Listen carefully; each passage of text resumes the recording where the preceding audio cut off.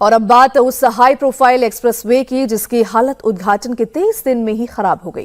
13 जुलाई को लखनऊ कानपुर एक्सप्रेसवे का उद्घाटन हुआ था, लेकिन उद्घाटन के 23 दिन के अंदर ही एक्सप्रेसवे की सड़क जगह जगह से बैठ गई। कई जगहों पर गड्ढे हो गए, दरारें पड़ गई और मामले पर सियासत अब शुरू हो गई। तब जाकर NHAI की नींद खुली और अब एक्सप्रेसवे की रिपेयरिंग का काम शुरू हुआ है। तो ये तस्वीरें आप देख सकते हैं। 23 दिन में एक्सप्रेसवे की हालत खराब हो गई थी, जिसके बाद अब इस एक्सप्रेसवे को रिपेयर किया जा रहा है। इन 4 तस्वीरों में आप देख सकते हैं। पहले जो तस्वीर आप देख रहे हैं वो दिख रही है, उसमें गड्ढे ही गड्ढे और जो सड़क है, जो एक्सप्रेसवे है, उसमें दरारें आपको दिख रही होंगी। तो वहीं दूसरी तस्वीर आप देखेंगे तो उसमें आपको दिखाई देगा कि 13 जुलाई को जो उद्घाटन इस एक्सप्रेसवे का हुआ था उसमें 4700 करोड़ से ये जो है एक्सप्रेसवे बना था, और जिसके बाद अब इसे दोबारा से रिपेयर किया जा रहा है।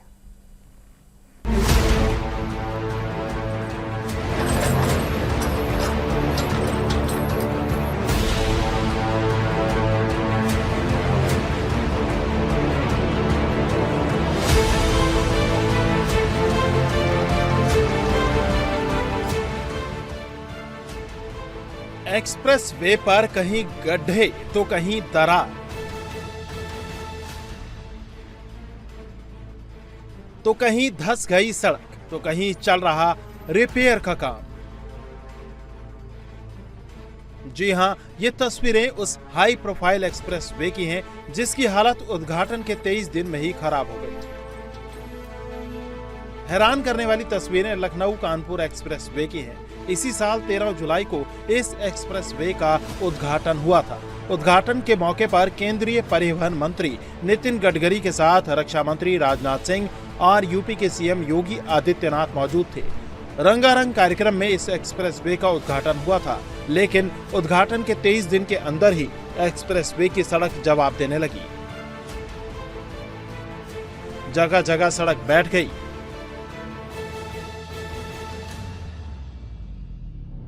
बड़े बड़े गड्ढे हो गए, दरारें पड़ गई। 4700 करोड़ की लागत से बने इस एक्सप्रेस वे की लोग रील्स बनाने लगे। सोशल मीडिया पर इसे ट्रोल किए जाने लगा, जिसके बाद NHAI की नींद खुली और एक्सप्रेस वे की रिपेयरिंग का काम शुरू हुआ। रिपेयरिंग की वजह से कुछ जगहों पर ट्रैफिक वन वे किया गया है। जिस जगह पर गड्ढे हैं वहां पूरी सड़क उखाड़ी जा रही है, नए सिरे से सड़क बनाई जा रही है। अब कहा जा रहा है कि इस पर करीब 3 करोड़ रुपए का खर्च आएगा।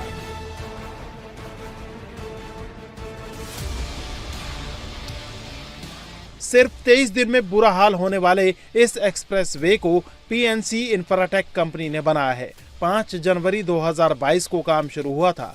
63 किलोमीटर एक्सप्रेसवे को बनाने में कंपनी ने अच्छी खासी तेजी दिखाई। 1650 दिन में पूरा काम कंप्लीट कर दिया। ये देश का पहला बैरियर लेस एक्सप्रेसवे है। पूरे रोड पर AI कैमरे लगे हैं जो सड़क हादसों का अलर्ट कंट्रोल रूम को भेजते हैं। लेकिन ये एक्सप्रेसवे उद्घाटन के 23 दिन में ही उधड़ गया। सबसे पहले 26 जुलाई को उन्नाव में सड़क धंसी। 64 किलोमीटर पॉइंट पर स्लिपेज सामने आए। NHAI इसे रिपेयर करता उससे पहले ही धड़ाधड़ सड़कों में गड्ढों की खबरें सामने आने लगी। 31 किलोमीटर पॉइंट पर ट्रक का पहिया सड़क पर ही धंस गया। असोहा के कामथा गांव के पास 37 किलोमीटर पॉइंट पर सड़क टूटने की खबर आई। 40 किलोमीटर पॉइंट पर मिट्टी कटने से सड़क पर बड़ा गड्ढा हो गया। 62 किलोमीटर पॉइंट पर सड़क 6 बार धंसी। 15 मीटर हिस्सा पूरी तरह दब गया, बड़ा गड्ढा बन गया। सड़क पर गड्ढों की तस्वीरें सामने आने लगी तो सियासत होने लगी। अखिलेश यादव ने पंखों से सड़क सुखाने का वीडियो सोशल मीडिया पर डाला। इसे तरक्की की नई हवा कहा। कांग्रेस ने भी ट्वीट कर कहा कि भ्रष्टाचार को पंखों से सुखाया जा रहा है। जी आज हम लोग चौथे दिन यहाँ हम लोग हाईवे पर हाई हुए हैं। यहाँ पे आज देखिए, आप देख रहे हैं कि किस तरह पंखे लगा के ये सड़क को सुखाया जा रहा है। एक्सप्रेसवे से गुजरने वाले लोग भी इन गड्ढों और धंसी सड़क से परेशान हैं। उन्हें भी लगता है कि एक्सप्रेसवे बनाने के दौरान ठीक से सुपरविजन नहीं हुआ। कानपुर एक्सप्रेसवे में रफ्तार रखी गई है 120 किलोमीटर की। तो जो गाड़ियां इस हाईवे पे चल रही है एक्सप्रेसवे पे, वो 120 किलोमीटर की रफ्तार पे आ रही हैं और एकदम आकर ये सामने आ जाता है। अभी हमने बहुत सारी गाड़ियां देखी जो यहाँ पर आके एकदम से वो ब्रेक लगा रही हैं। आप भी हैं, कहाँ से आ रहे हैं आप? मैं कानपुर से आ रहा हूँ। एकदम से पता चला कि गड्ढा हो गया यहाँ पे। जी, बहुत विजिबिलिटी भी नहीं थी क्योंकि जिस हिसाब से लगाना चाहिए था उस हिसाब से नहीं लगा हुआ है।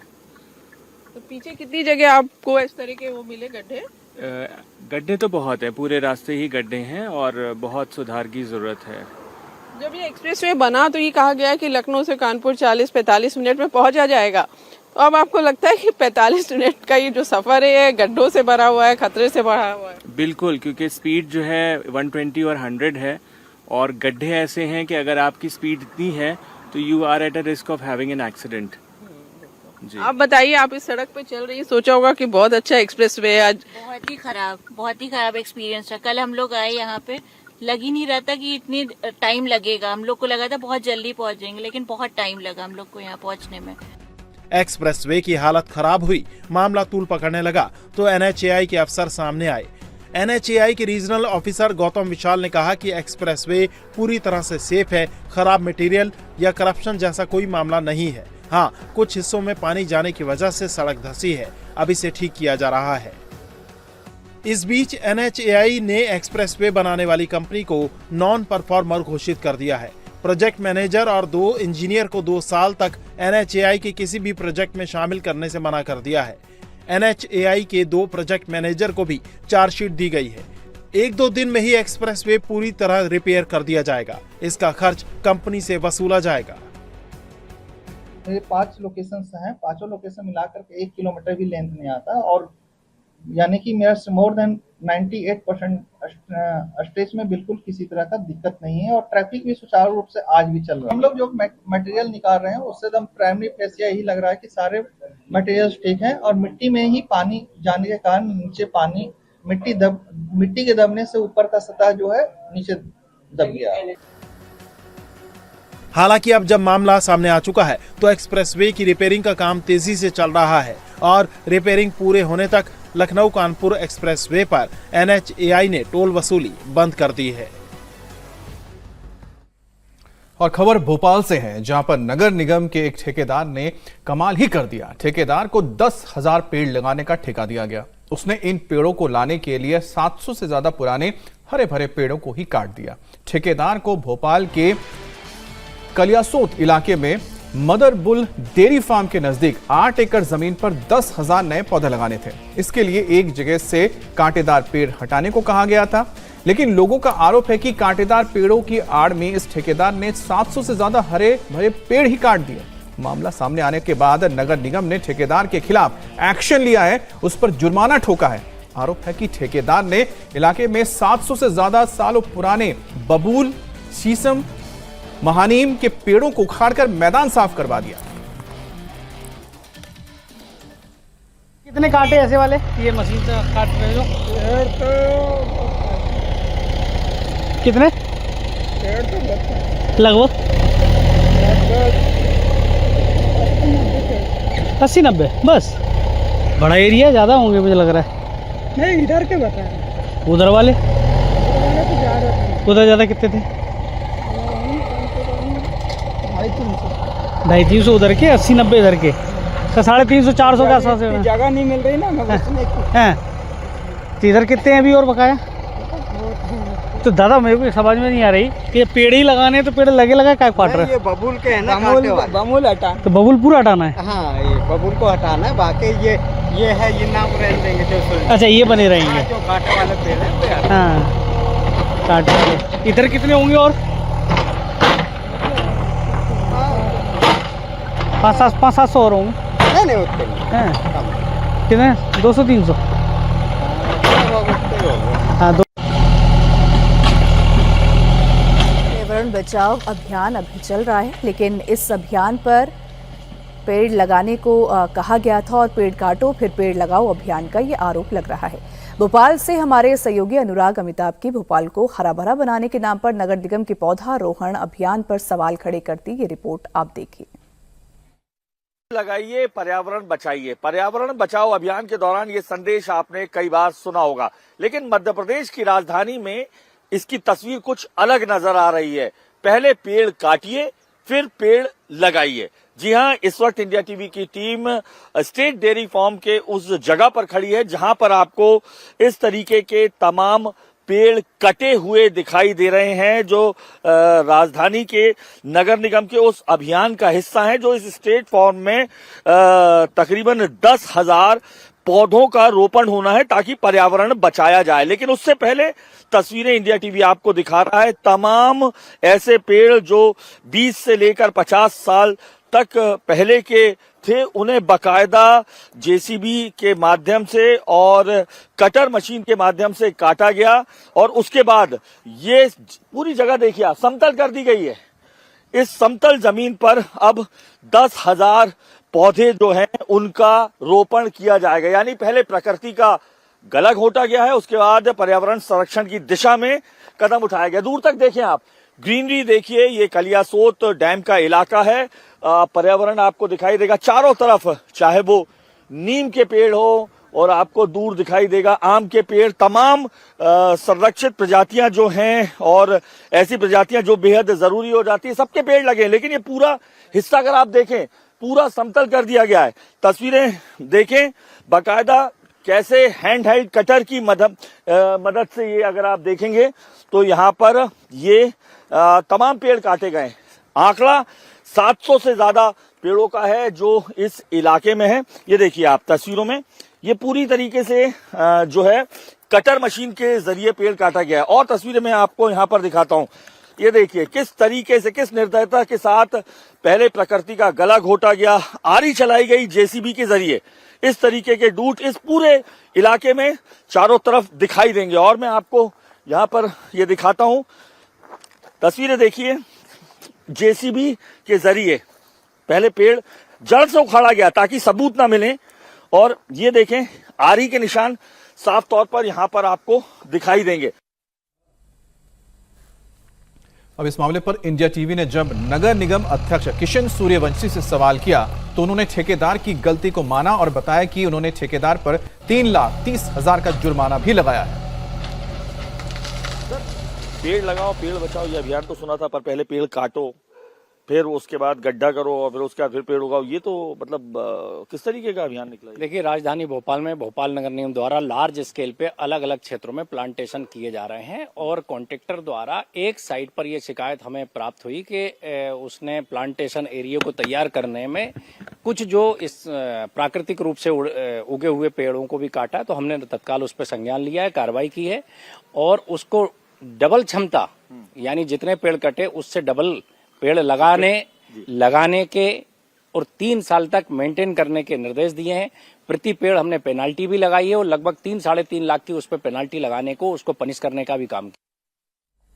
यूपी के सीतापुर में शहर कांग्रेस कमेटी के कार्यालय को लेकर नगर पालिका परिषद ने बड़ा फैसला सुनाया है। तामसेनगंज में बने ऐतिहासिक घंटाघर भवन की पहली मंजिल से चल रहे कांग्रेस कार्यालय को प्रशासन ने 15 दिनों के अंदर खाली करने का आदेश दिया गया। नगर पालिका परिषद ने कांग्रेस कमेटी की ओर से दाखिल आपत्तियों को निराधार बताते हुए खारिज कर दिया और भवन का कब्जा नगर पालिका को सौंपने के निर्देश दिए हैं। अब आदेश में साफ साफ ये कहा गया है कि अगर 15 दिनों के अंदर परिसर खाली नहीं किया गया तो प्रशासन बलपूर्वक कब्जा लेगा। इसके लिए होने वाली पूरी कार्रवाई का खर्च भी संबंधित पक्ष से ही वसूला जाएगा।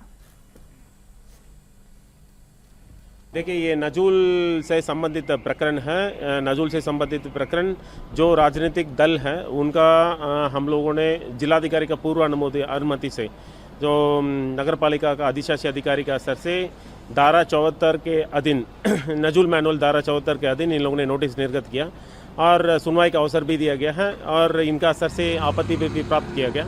जैसे आपत्ति मिला है तो फिर आपत्ति का गहराई से हम लोग ने परीक्षण किया।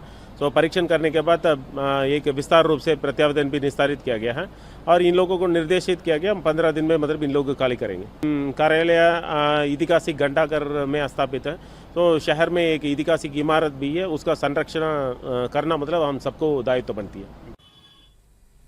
और वहीं सीतापुर कांग्रेस पार्टी के जिला अध्यक्ष शिशिर बाजपेयी का कहना है कि उनका यहां पर 1972 से कब्जा है और उन्होंने आज तक ऐतिहासिक इमारत को किसी तरह का कोई नुकसान नहीं पहुंचाया। ये आज से लगभग 15-20 दिन पहले एक हमको नोटिस इशू हुई थी नगर पालिका परिषद सीतापुर के शासी अधिकारी के द्वारा, और उसमें उन्होंने अपना पक्ष रखने की बात हम लोगों से कही थी।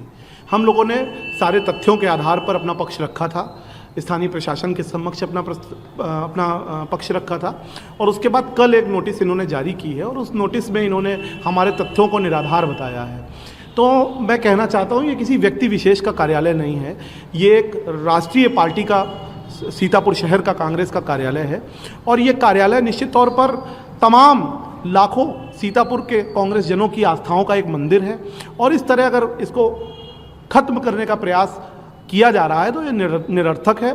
हमने पिछले दिनों में भी माननीय जिलाधिकारी महोदय से बात की थी, हम पुनः फिर से उनसे बात करेंगे और अपना पक्ष रखेंगे, क्योंकि ये कार्यालय घंटाघर आप देख सकते हैं, इस बिल्डिंग को पूरी तरह से हम लोगों ने संरक्षित करने का काम किया। अब हरियाणा में एक गैंग वॉर को लेकर खबर आई है। गुरुवार को चरखी दादरी में दिन दहाड़े 3 बदमाशों ने स्कॉर्पियो सवार 7 लोगों पर ताबड़तोड़ फायरिंग कर दी। हमलावरों ने एक के बाद एक 30 राउंड फायरिंग की और इस हमले में 7 लोग घायल हो गए, जिन्हें इलाज के लिए रोहतक पीजीआई रेफर कर दिया गया। सिटी थाने के सामने हुई इस वारदात के बाद पूरे इलाके में हड़कंप मच गया। गोलीकांड के बाद रोहित गोदरा गैंग ने इसकी जिम्मेदारी भी ली।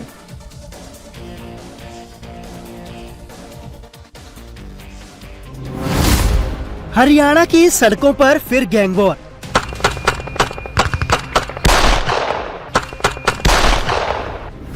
थाने के सामने अंधाधुंध फायरिंग।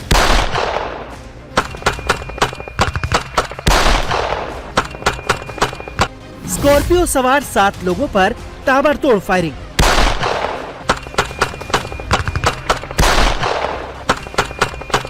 गुरुवार दोपहर को हरियाणा का चरखी दादरी का ये इलाका गोलियों की तड़तड़ाहट से गूंज उठा। दिन दहाड़े सिटी थाने के सामने एक के बाद एक कई राउंड फायरिंग हुई। हमलावरों ने एक स्कॉर्पियो गाड़ी पर अंधाधुंध फायरिंग की। हमलावरों ने 30 राउंड फायरिंग कर काले रंग की स्कॉर्पियो को छलनी कर दिया। दादरी में बहुत भयंकर काम हुआ है। अभी सिटी थाने के जस्ट पास में गोलियां चली है, पुलिस के सामने अभी लेके भागे है। अरे सिटी थाने के पास में भागे भाई, अभी गोलियां चली और 50 गोलियां चली है सिटी थाने के जस्ट सामने। ये देखिए पुलिस लापरवाही करके देख रही है, किसी प्रकार से कुछ नहीं हो रहा है पुलिस से। गोलियों की गूंज से इलाके में अफरा तफरी मच गई। दिन दहाड़े हुई फायरिंग से इलाके में लोग दहशत में आ गए। लोग इधर उधर भागने लगे। हमलावर कितने बेखौफ थे उसका अंदाजा आप इस बात से लगा सकते हैं कि वारदात को अंजाम देने के बाद हमलावर मौके से पैदल ही भागे। तीनों हमलावर भरे बाजार में हथियार लहराते और गोलियां दागते भाग निकले। हैरानी की बात यह है कि दिन दहाड़े शूटआउट की वारदात चरखी दादरी की सिटी थाने के ठीक सामने हुई। बताया जा रहा है कि 3 बदमाश सिटी थाने के पास पहुंचे और स्कॉर्पियो को रुकवाकर उस पर ताबड़तोड़ फायरिंग शुरू कर दी। बदमाशों ने एक के बाद एक 30 राउंड फायरिंग कर स्कॉर्पियो में बैठे 7 लोगों को लहूलुहान कर दिया। हमले में जिन 7 लोगों को गोली लगी उनमें मानकावास का रहने वाला अंकित, हिसार का कीर्तिमान, मानहेरू का सूरज, भिवानी का अंकित, हिसार का सनी, महेंद्रगढ़ का कृष्ण और फतेहगढ़ का अमित शामिल है। सभी घायलों को रोहतक पीजीआई में रेफर कर दिया गया है। गोलीकांड के बाद रोहित गोदरा गैंग ने सोशल मीडिया पर पोस्ट कर हमले की जिम्मेदारी ली। रोहित गोदरा गैंग के नवीन बॉक्सर का एक ऑडियो सोशल मीडिया पर सामने आया है। ऑडियो में नवीन बॉक्सर दावा कर रहा है कि चरखी दादरी में जो गोलीबारी हुई वो उसने ही करवाई है। स्कॉर्पियो पर हुआ यह हमला अनिल फतेहगढ़ी के ऊपर किया गया था। इस हमले में अनिल फतेहगढ़ी के 2 साथी मारे गए हैं और इस पूरे घटनाक्रम की जिम्मेदारी उनका गैंग लेता है। हालांकि पुलिस ने अभी तक इसकी पुष्टि नहीं की है। पुलिस के मुताबिक हमले में घायल इन 7 लोगों पर 43 मुकदमे दर्ज हैं। ये सभी चरखी दादरी कोर्ट में पेशी के लिए जा रहे थे। वारदात के बाद अब पुलिस हमलावरों की पहचान के लिए आसपास लगे सीसीटीवी कैमरों की फुटेज खंगाल रही है। इसके साथ ही आसपास के थाना क्षेत्रों को भी अलर्ट किया गया है। बदमाशों की तलाश में नाकेबंदी कर चेकिंग अभियान चलाया जा रहा है। दिन दहाड़े थाने के सामने हुई इस वारदात से शहर में दहशत का माहौल है। और अब खबर राजस्थान से, जहां भारी बारिश के बाद सरकारी स्कूल की बदहाली की पोल खुलने लगी है। जहां जयपुर में स्थित सेठ आनंदी लाल पोद्दार मूक बधिर स्कूल में भारी अनियमितताएं पाई गई। बुनियादी सुविधाओं और अव्यवस्थाओं से परेशान दिव्यांग छात्र छात्राओं ने सड़कों पर उतरकर प्रदर्शन किया। इसके बाद प्रशासन की नींद खुली और जब मौके पर जाकर देखा गया तो स्कूल में क्लासरूम की छत से पानी टपकता दिखा। न स्कूल में बिजली की सुविधा थी और न ही साफ पानी। मामले में प्रबंधन पर सवाल उठने लगे तो स्कूल के प्रिंसिपल को निलंबित कर दिया गया और स्कूल के मरम्मत के काम भी शुरू कर दिया गया।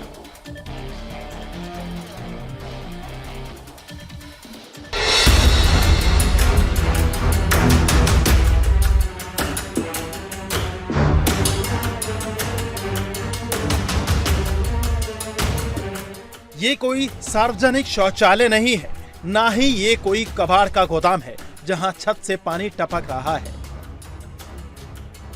गंदगी इतनी है कि कोई 1 मिनट भी खड़ा नहीं रह सकता।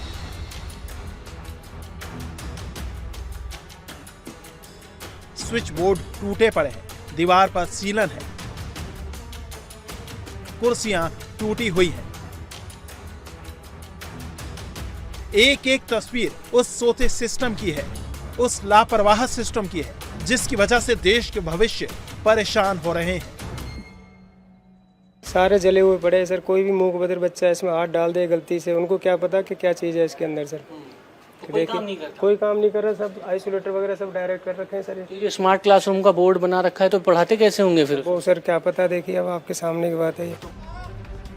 ये बच्चे बोल नहीं सकते, सुन नहीं सकते, लेकिन आज इनकी खामोशी भी सिस्टम पर सबसे बड़ा सवाल बन गई है।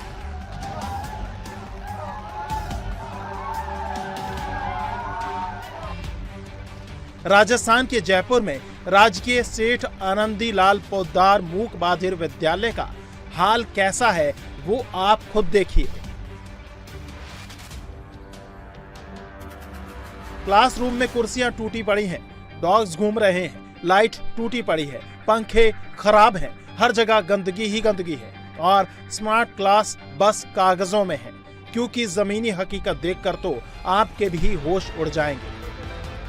पोद्दार मूक बधिर स्कूल जो कि उच्च माध्यमिक स्कूल है, उसके बाथरूम, क्लासरूम, रहने वाली जगह सब कुछ खराब, सड़ रहा है। ये अब नगर निगम को बुलाया गया है सफाई करने के लिए। इतने सालों से यहाँ की स्थिति बद से बदतर है। हम आप इसमें अंदर जाने से कतराएंगे, इतनी ज़्यादा गंदगी है। लेकिन अब आप हमारे कैमरे से देखिए ये क्या दिखाना चाहते हैं। गंदगी की भरमार है यहाँ पर।